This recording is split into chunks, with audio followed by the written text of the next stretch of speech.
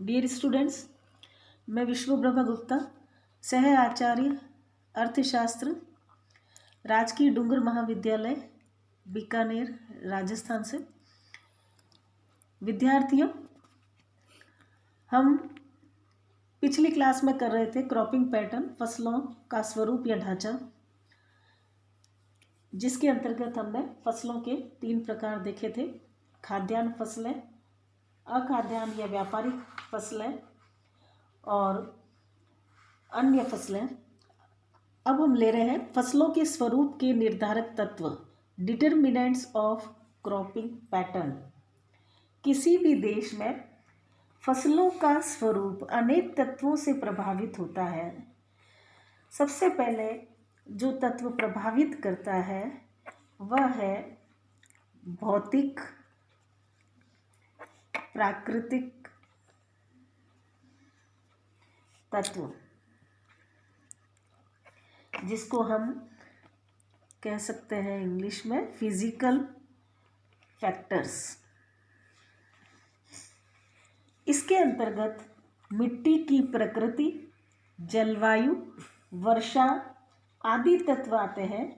सामान्यतः फसलों का स्वरूप भौगोलिक कारणों से बहुत प्रभावित होता है, जैसे कि कपास के लिए काली मिट्टी, तो गेहूं के लिए दोमट मिट्टी, चावल के लिए अधिक वर्षा, तो ज्वार बाजरा कम वर्षा में भी उपज जाता है।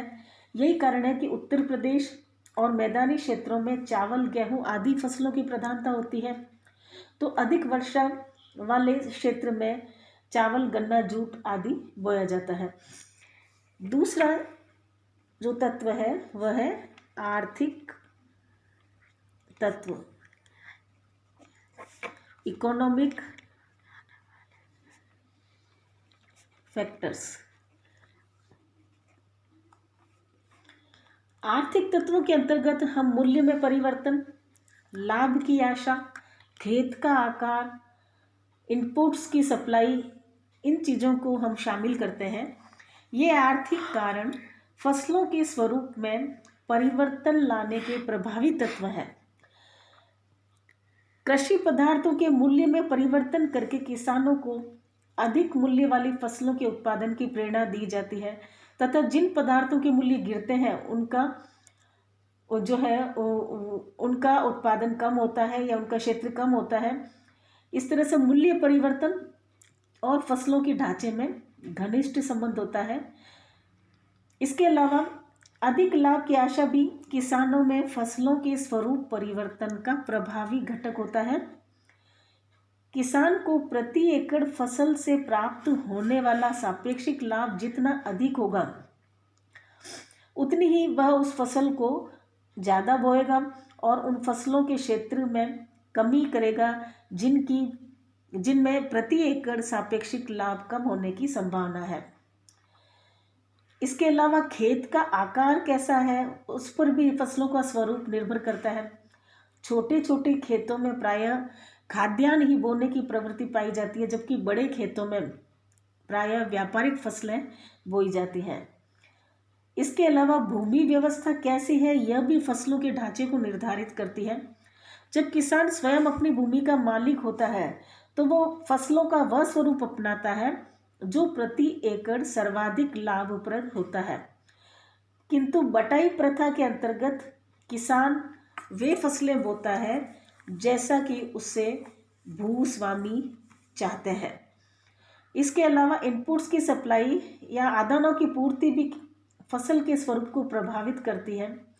जिन फसलों के लिए बीज, खाद, पानी, भंडार व्यवस्था और परिवहन आदि सुविधाएं आसानी से प्राप्त हो जाती है उन्हें अधिक बोया जाता है, तथा जिनमें अधिक सुविधाएं नहीं होती हैं उन फसलों को कम बोया जाता है। नेक्स्ट पॉइंट है राजनीतिक तत्व, पॉलिटिकल फैक्टर्स।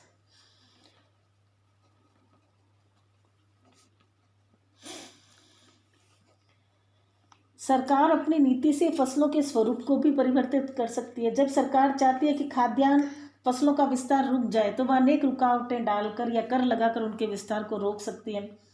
खाद, बीज औजार व साख सुविधाओं के उपलब्ध करने से भेदभाव की नीति का अनुसरण करके भी सरकार फसलों के स्वरूप को बदल सकती है। सरकार फसलों के नियोजन से भी कृषि फसलों में परिवर्तन ला सकती है।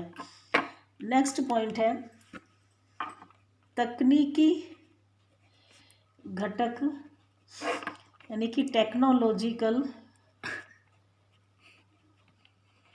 फैक्टर्स। तकनीकी घटक भी कृषि फसलों के ढांचे में परिवर्तन लाते हैं। भारत में हरित क्रांति की शुरुआत 1966 में हुई थी। उसके बाद चावल और गेहूं की उन्नत फसलों के क्षेत्र में अप्रत्याशित वृद्धि हुई।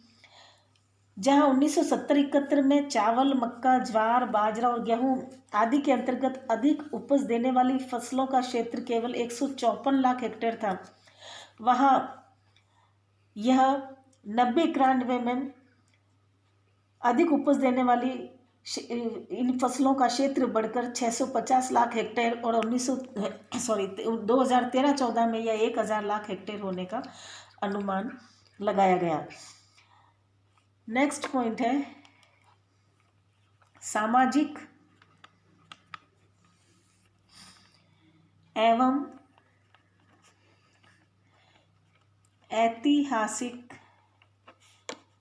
घटक, सोशल एंड हिस्टोरिकल फैक्टर्स। स्वतंत्रता प्राप्ति के पूर्व फसलों के चुनाव पर जनसंख्या के घनत्व, भूधारण की व्यवस्था तथा सामाजिक प्रथाओं आदि का प्रभाव जो है वो अधिक था, किंतु स्वतंत्रता प्राप्ति के बाद फसलों के चुनाव पर आर्थिक घटकों, तकनीकी तत्वों के साथ साथ सरकारी नीति का भी प्रभाव बढ़ा है।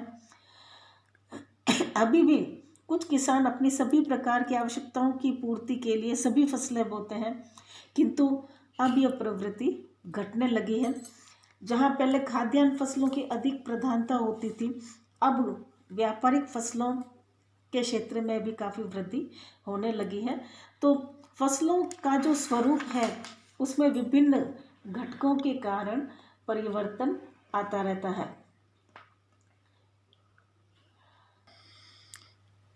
Thank you.